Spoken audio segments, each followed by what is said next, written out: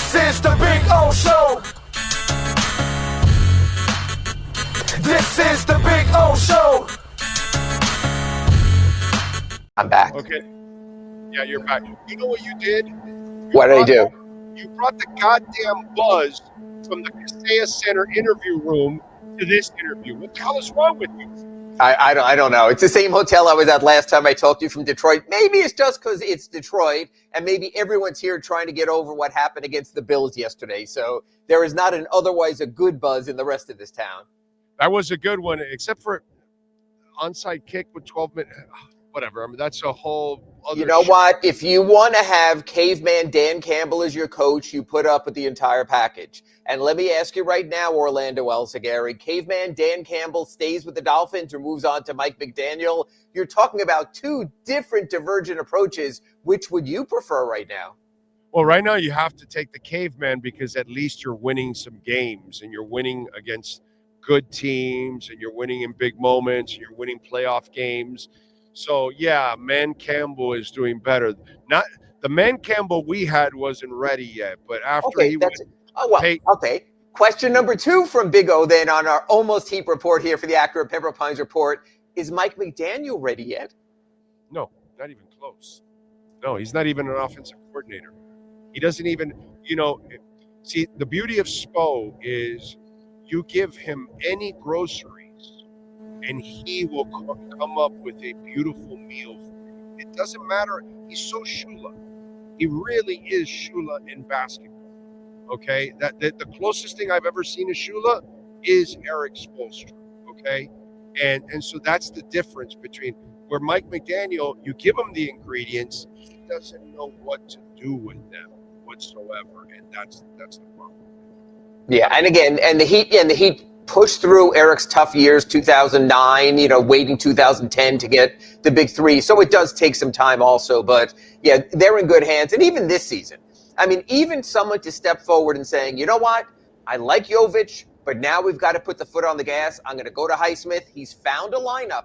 I don't know how many saw it coming that, wow, you put Duncan Robinson, Haywood Highsmith in your starting lineup, it works. But he keeps stirring the pot until he finds something. He doesn't say, we're going to play this over-the-top style with Tyreek and Waddle, and when they take that away, we got nothing. He continues to adjust and find the best way for his team. And he clearly now is the past 4, and maybe tonight here at Detroit as well. 4 in a row, 6 of 8, 8 of 11.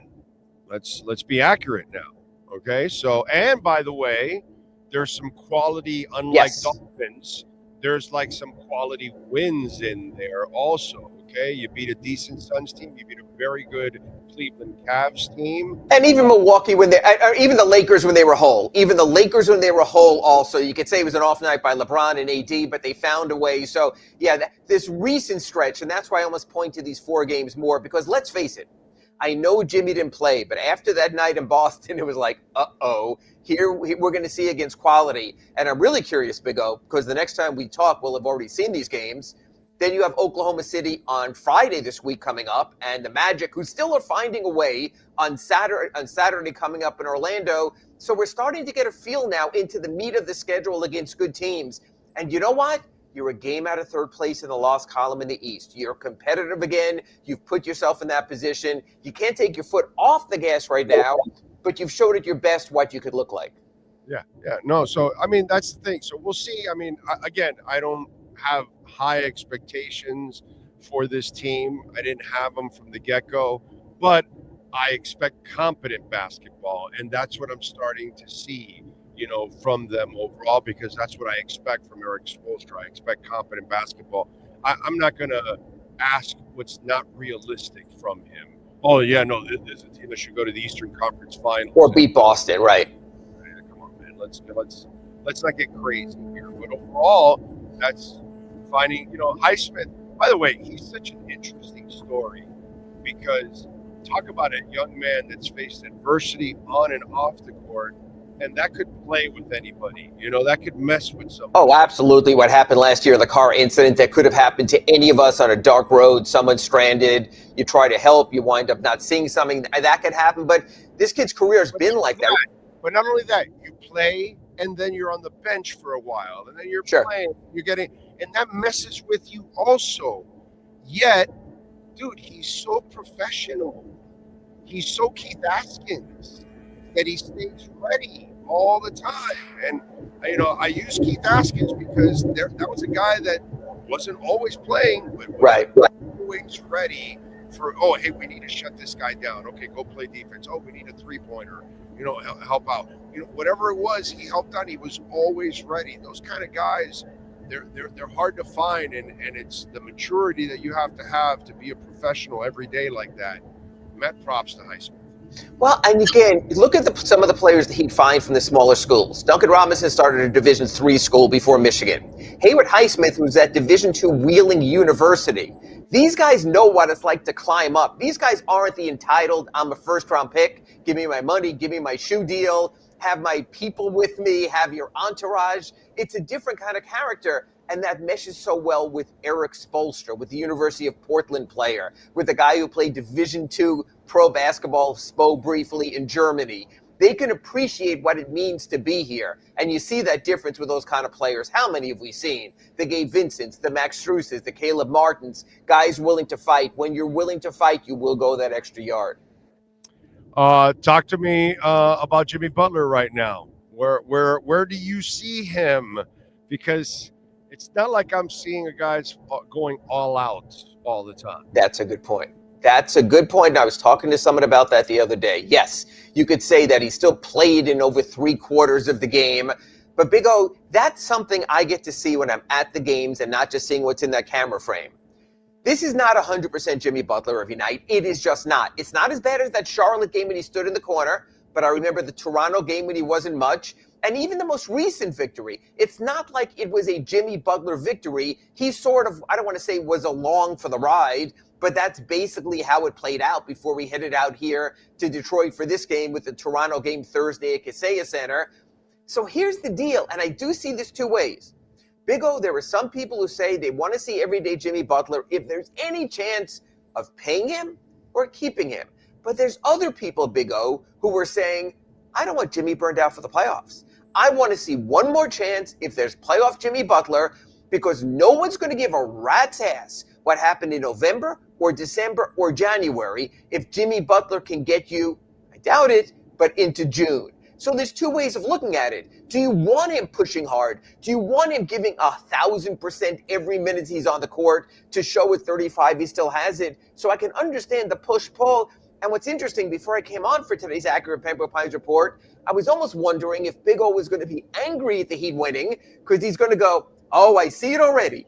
The Heat are going to say we have a good team and we don't need to trade Jimmy Butler and everything is fine. Everything is fine, folks. When just a week ago, or 2 weeks ago against Boston, it hardly was anything but fine when they got blown out in Boston, when Boston was shorthanded. So, Big O, do these victories hearten you, or do they concern you that the Heat might say, hey, this is good enough, we'll hang on to Jimmy?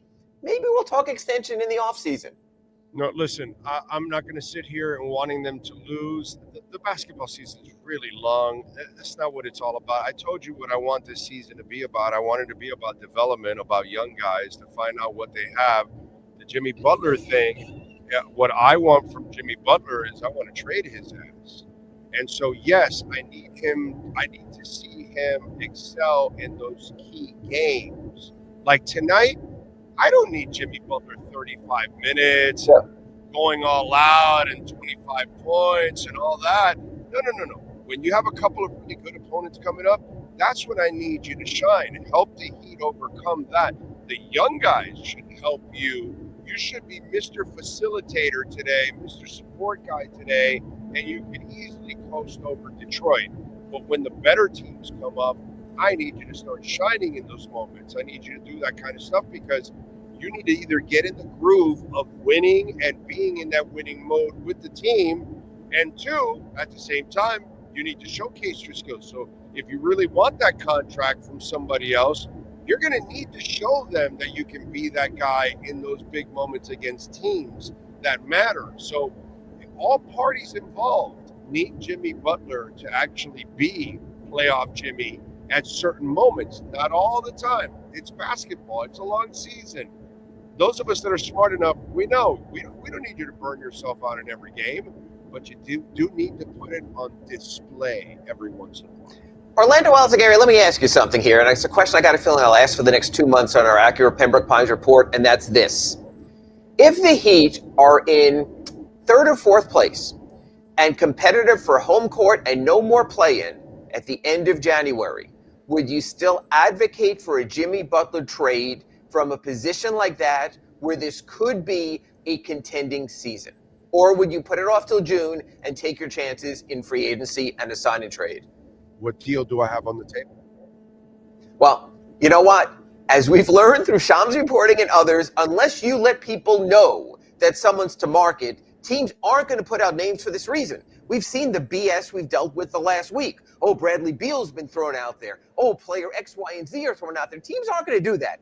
Teams know that people talk. Even if the Heat don't talk, agents talk. Other people talk. So you are going to have to make it known through your back channels at the end of January, where the Heat are 10 games over 500, where the Heat are in fourth place in the Eastern Conference, where the Heat are positioned not to play the Celtics until the conference finals, that you're still open for market, or do you delay that in hopes of another playoff run?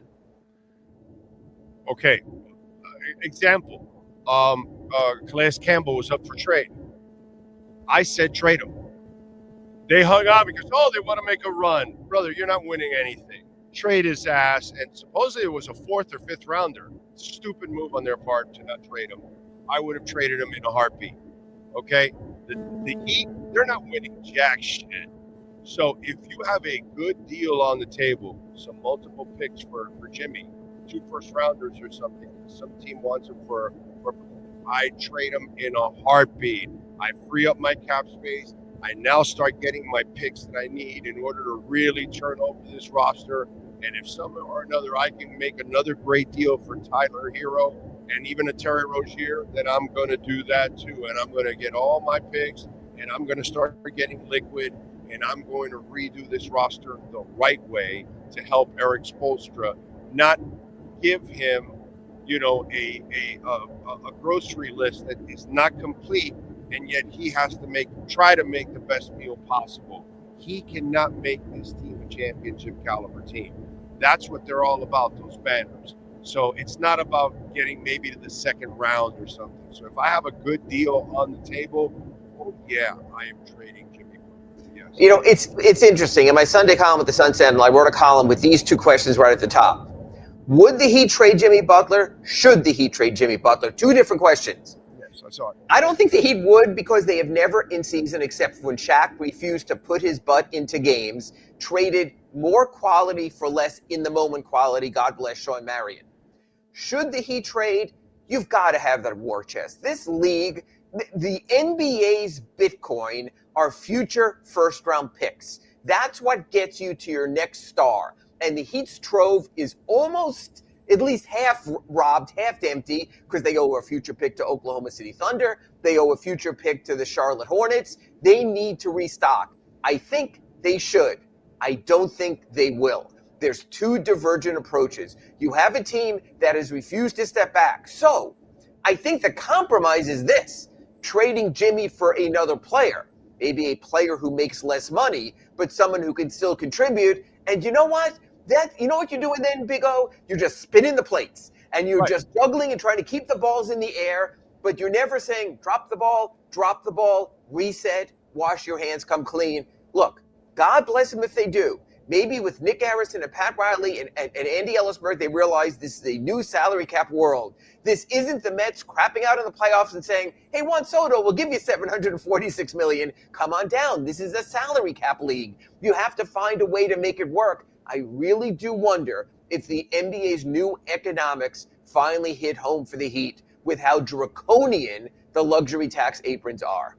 I mean, dude, I'm an idiot compared to Andy Ellisberg and Pat Riley, and I see it. And I see it. I'm a complete moron compared to those people, and I see it. And I'm not the guy to tell you, you take a step back. Oh, you guys are frauds and this. No, dude, you need to take a couple steps back. It's all right. You guys have given your fan base, God, a beautiful 25 years, man. You're entitled to do this. This is the smart thing for you guys to do. And it's just the way they used to do things. It worked, but it just doesn't work like that anymore. You just can't overcome that like that anymore, like they used to be able to do. And unfortunately, these tax aprons and all this stuff is so punitive. It has put them behind the 8 ball. And man, I just wish they would take a couple of steps back to take a bunch of steps forward. You have proven that you can find people and develop them to go get yourself some more capital. You guys can work wonders with that shit. Andy Ellisberg knows that. He's a master with the numbers. He's going to do our taxes this year. Pat Riley's a little different. Pat Riley doesn't step back. Pat Riley's an MFer. Pat Riley wants to win now. So I think it'll be interesting to see the powers of persuasion from Andy Ellisberg, from Nick Arison, from Adam Simon to a degree, and also Eric Spoelstra, who I believe would be willing to step back. Eric Spoelstra loves to craft. Eric Spoelstra loves to go, we talked about that cauldron, and see what he can churn out instead. And I think it would be healthy for Eric Spoelstra to maybe move on from this build and then see what he can do with the next build. Because again, Big O, how many builds have there been under Eric Spoelstra? There was the Michael Beasley's the answer, no, he's not the answer build. There was the Big Three build. There was the Dwayne Solo build. There was the Goran Dragic build. There was the Jimmy Butler build. And through each one of those, we've never seen Spoelstra wane. I think he's young enough, mentally and physically, that I think he has another build in him. So I do agree with that. The blood clot years were like, I mean, holy crap, dude. Would have devastated a lesser man, and yet there they were. They were back with Goran and a re-brought back in Dwayne Wade and one game in Toronto from going to the conference finals against LeBron James and the championship Cavaliers. They were that close even that year. And let's be honest. He's God. He's God. He's the God of coaches. Even the year they went to the finals against the Nuggets in 2023, by what right in hell did they have to be there? But they found a way. He found a way. I don't think no matter what the Heat do, they will ever take a step back to what you're seeing at the pits at the bottom of the league, the Joe Cronin's Portland Trailblazers just wandering aimlessly in there. Some of the teams like the Charlotte Hornets in the East, even with the worst rebuild in Miami, it won't reach that point. No, but at least, but if you take a step back or two, it won't be for long because that's not who you guys are. But if it gets you back to getting the chess pieces you need, the poker chips that you need to play this game, God bless you, man. That's what you really need, unfortunately. And you're not going to get it the way you're doing it now. And you keep giving away a pick, and then it just keeps getting away from you, all that stuff. It's just hard, man. It's really hard. It makes it harder on Spo. And you have the best coach in the league. Take advantage of this tenure while you have it. Give him the best possible teams you can give him so he has a chance at championships, not just playoff appearances. And draft capital builds it. Boston built through all those picks the Nets gave him for Pierce and Brown, for Tatum and Brown. Look at Cleveland. They got all the picks. They traded it for Donovan Mitchell. They did it also. That's what teams on the come. The Knicks might not have been the best deal, those 5 first-round picks from Mikal Bridges, but God bless them. They went all in on this build of the team because they felt they were ready. They hoarded those first-round picks. You look at the top of the Eastern Conference. Orlando, in-house. They've grown with Banchero, with Wagner. They've used their picks. There's very few examples anymore. Well, they're the story, but here's the difference. But they were living in crap town for a while also. They were horrible. That's the difference. Some of these other teams, they hoarded their picks, they spent their picks, they move forward. You've got to have them. The Heat don't. The Heat sent one out with Terry Rozier. Huge mistake. I think they realize that right now. They sent one out when they were doing the Jimmy Butler deal. Hey, it paid off for 2 trips to the finals. I'm fine with that. You have to get them, and you have to spend them correctly. Maybe the Knicks wind up getting penalized with the Mikal Bridges trade. That we still have to wait to see. All right, what do you got going on in the Sentinel so folks can check you out? Well, it was really interesting. Eric Spoelstra said all the right things about Thomas Bryant leaving. That opens an important roster spot. Right now, the Heat would rather have Drew Smith on a standard deal than Thomas Bryant. It made all the sense in the world. But he said, hey, in our history of towel waivers, going back to Myers, Leonard, and beyond, Thomas Bryant was always a good soldier and always did right by us. And that also tells you something about the classiness of the Heat. that Thomas Bryant wanted to play. They knew that Indiana needed a big man, and they worked with Thomas Bryant. They worked with his agent. They asked for nothing in return. A second-round swap in 2031 that'll probably never happen. They take care of those players. That's a very good exercise to figure out. Talking about sacrifice, I'm going to post a story in a little while on Kevin Love, who realizes he doesn't fit in some games. And he understands that it might be Jovic taking his minutes instead, where the other teams are popping three and he can't. In many ways, Kevin Love has taken over that Udonis Haslem role. If he plays great, he'll give you his best, but he's not going to get in the way of everyone. And that shows how Kevin, back at his low salary, basically minimal, has worked out for the Heat as well. And, of course, getting ready for today's game against the Pistons tonight in awful weather Detroit here. And by the way, if they do make the playoffs, it'll be a blessing in disguise because you're going to keep him fresher. I'm talking about Kevin Love for the playoffs. Whereas you might have overused him at times in the past at his age. Out of desperation and necessity, you're absolutely right.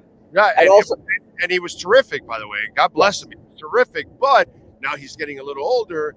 And because you're trying to work those young guys, this actually might help you for the playoffs for Kevin Love too. And the Thomas Bryant trade might help for the playoffs because right now Drew Smith is not eligible to play in the playoffs on a two-way contract. So if he continues, and I don't know, let's not overstate 2 weeks, but if he does, he would be playoff eligible by being switched to a standard deal. So it really is a win-win-win-win, 4-game winning streak, making the trade that alleviates some tax problems and gets them another open roster spot. Been a really good week for the Miami Heat. Now we'll see if it can continue tonight in Detroit. More importantly, really looking forward to when the Thunder, who are really good, even with Holmgren sideline, come in on Friday. By the way, obviously the Butler and even Tyler, we've talked about since he's playing so well, building up that value to move him. Do you think there's any chance they could ever move Rozier? Here's the problem. You can only move him with additional capital, and you already gave up additional capital in the first-round pick. I have a theory, and this even includes whether they can bring back Jimmy Butler. They can clear their books enough to bring back Jimmy Butler if they offload next year's salaries of Rozier and Robinson. So here's the question. Is Duncan Robinson enough of a value to a contender where maybe you can package Duncan with Terry? Lose Terry, get a shooter to a team. Hell, maybe the Warriors want to replace Klay Thompson, want another shooter. The Lakers desperately need shooting. Keep an eye out on Duncan Robinson, who has done his part and is playing well. But like you said, sometimes you have to make the tough decisions to alleviate things. If I can offload Duncan Robinson, God bless him, and Terry Rozier is with them at the airport, that could be win-win for the Heat as well. I'd keep an eye out for that possibility.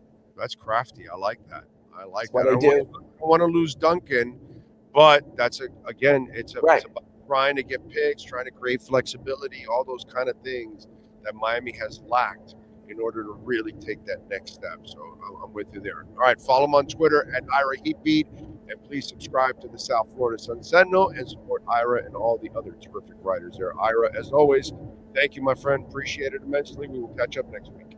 Keep buzzing here in Detroit. Thank you, Big O. You got it. Accurate Pembroke Pines. They got it going on. Some great lease features. We've been telling you about the 2025 Integra right now, 3.9% financing for 60 months.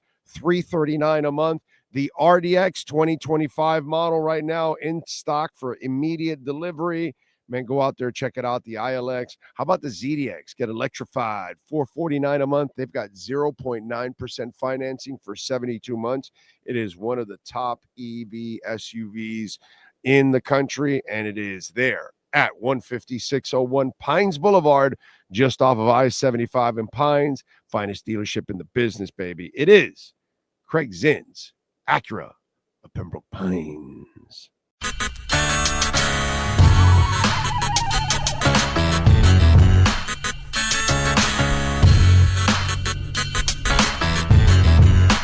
This is the Big O Show.